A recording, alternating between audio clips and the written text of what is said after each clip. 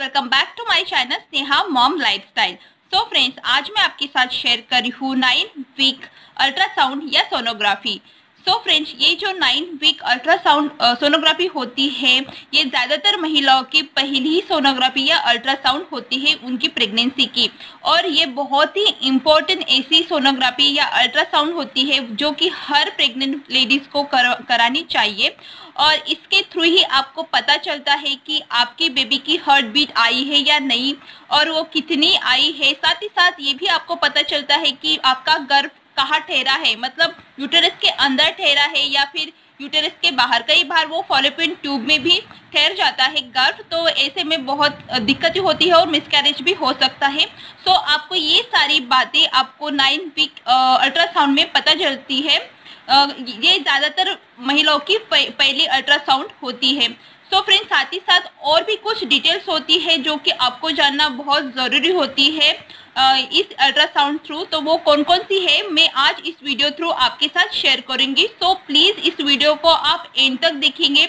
मेरा दावा है कि आपको ये वीडियो काफ़ी यूजफुल लगेगा, खास करके अब आप फर्स्ट ट्रिमेस्टर हो और आप प्रेग्नेंट हो चुकी हो और डॉक्टर के पास जाकर अगर आप अल्ट्रासाउंड करवाना चाहती हो और जानना चाहती हो कि आपके अल्ट्रासाउंड में आपको क्या क्या देखने को मिलेगा, या फिर आप करवा भी चुकी हो पर आपको ये पता नहीं है कि इसका एग्जैक्टली मीनिंग क्या होता है। सो आप आज इस वीडियो द्वारा वो सब कुछ जान जाएंगी। सो फ्रेंड्स, ये जो थे मेरी 9 वीक की अल्ट्रासाउंड रिपोर्ट है और मैं ट्राई करूंगी कि आपको वो सब टर्म्स क्लियर करूं। सो फ्रेंड, पहले तो यहाँ पर आप देख सकते हो जैसे कि LMP, ठीक है, जो आपकी LMP है वहाँ वो दी गई है।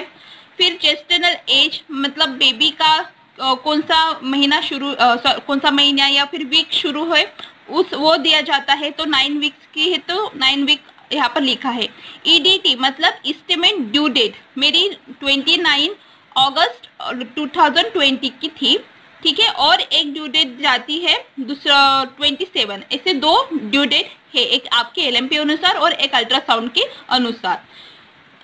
फिर नीचे आप देख सकते हो यूटेरस इज बल्की, ठीक है। हाँ, अब आप प्रेग्नेंट हो तो आपका गर्भ ठहरा है, ठीक है, मतलब फीटस है आपके यूटेरस में, तो ऑब्वियसली वो बल्की ही देखेगा। उसके बाद आप देख सकते हो single regular gestational sac is noted in uterine cavity, ठीक है। साथ ही साथ अब आपके यूटेरस में ट्विंस है या फिर सिंगल बेबी है, फीटस है, तो वो भी आपको देखने को मिलेगा। इसके बाद योग सैक इज सीन, ठीक है, क्योंकि ये इनिशियल पीरियड है 9 वीक का, तो यहाँ पर प्लासेंटा पूरी तरह डेवलप नहीं होता, पर आपकी एक योग सैक होती है जिससे बेबी को अटैच उसको सप्लाई किया जाता है जो भी न्यूट्रिशन है, तो वो भी आपको यहाँ पर दिखाई देगा इस अल्ट्रासाउंड में। बाद में आती है फीटल कार्डियक पल्सेशन, मतलब बेबी की हार्ट बीट कितनी है। सो फ्रेंड्स, इनिशियल पीरियड में बेबी की जो हार्ट बीट होती है वो काफ़ी ज़्यादा होती है, ठीक है। जैसे 6 वीक्स के होते हो तो काफ़ी कम होते, पर जब 9 वीक आते आते बेबी का हार्ट डेवलप हो जाता है और वो अच्छे से धड़कने लगता है और ज़्यादातर वो ज़्यादा ही आएगी। और आपकी पूरी प्रेगनेंसी के दौरान बेबी की जो हार्ट बीट है, फीटल हार्ट रेट, वो कम ज़्यादा हो सकती है। 120 BPM से लेकर 180 BPM तक के बीच में आनी चाहिए, इससे कम या इससे ज़्यादा नहीं आनी चाहिए, तो थोड़ा वो रिस्की हो सकता है। बट आपकी 120 या 180 के बीच में आती है तो ये गुड माना जाता है। उसके बाद है फीटल मूवमेंट, ठीक है। फीटल मूवमेंट यानी बेबी की जो हलचल है, मैं यहाँ पर बेबी यूज़ कर रही हूँ पर अभी भी वो फीटस से होता है, पर यहाँ पर प्रेजेंट दी गई है, मतलब बेबी की मूवमेंट हो रही है। उसके बाद आप देख सकते हो there is a good residual reaction. उसके बाद no evidence of subchorionic haemorrhage, ठीक है, मतलब कई बार आपके यूटेरस में ब्लीडिंग भी होती है इनिशियल टाइम में, वो यहाँ पर अगर दिखाई दे तो शायद वहाँ पर लिखा होगा, यहाँ पर नहीं दिखाई दे तो नो एविडेंस दिखाई दे रहे, ठीक है। उसके बाद there is no obvious additional mass noted, ठीक है। कई बार होता है कि यूटेरस या फिर आपके फॉलोपियन ट्यूब में सिस्ट दिखाई देती है, एक्स्ट्रा लंप्स दिखाई देते हैं, तो इस मामले में थोड़ा आपकी प्रेगनेंसी रिस्की हो जाती है, तो मिसकैरेज की ज़्यादा संभावना हो सकती है। सो यहाँ पर जो मेरी रिपोर्ट है वहाँ पर there is no obvious additional mass notice. Additional mass notice मतलब ऐसा कुछ भी दिखाई नहीं दे रहा। उसके बाद है सर्विकल लेंथ, ठीक है 3.3। इनिशियल में 3.3 सर्विकल लेंथ है, जो कि आप यूटेरस के जो एंड पार्ट होता है नीचे का उसकी वो लेंथ होती है, और वो 3 सेंटीमीटर से कम नहीं आना चाहिए, उसके ऊपर ही आना चाहिए, ठीक है। उसके नीचे अगर 3 सेंटीमीटर नीचे आता है तो थोड़ी प्रॉब्लमेटिक हो सकती है। और उसके बाद इंटरनल ओएस इज क्लोज, ठीक है। प्रेगनेंसी, पूरी प्रेगनेंसी के दौरान जो इंटरनल ओएस होता है, सर्विक्स का जो अपर पार्ट होता है, मतलब आपके जो यूटेरस का सबसे नीचे, बट सर्विक्स का 2 पार्ट्स होता है, एक एक्सटर्नल पार्ट और इंटरनल पार्ट। तो जो इंटरनल ओएस होता है वो क्लोज ही होना चाहिए, और ये कब ओपन होता है, जब आपकी डिलीवरी होने का टाइम होता है, तो वो आपका सर्विक्स 10 सेंटीमीटर खुल जाता है, तो तभी ये खुलता है। पर आपके पूरे प्रेगनेंसी दौरान ये क्लोज ही चाहिए। अगर ये आपके ड्यू डेट के पहले खुलता है तो हो सकता है कि आपको प्री मैच्योर डिलीवरी हो जाए।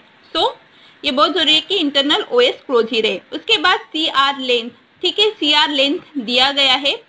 यहाँ पर बेबी का वेट नहीं दिया जाता, उसका इनिशियल फर्स्ट ट्रिमेस्टर, क्योंकि बेबी बहुत छोटा होता है, तो उसको क्राउन रम्प लेंथ की, यानी उसके सर से लेकर उसकी दुम तक की लंबाई से ही मापा जाता है।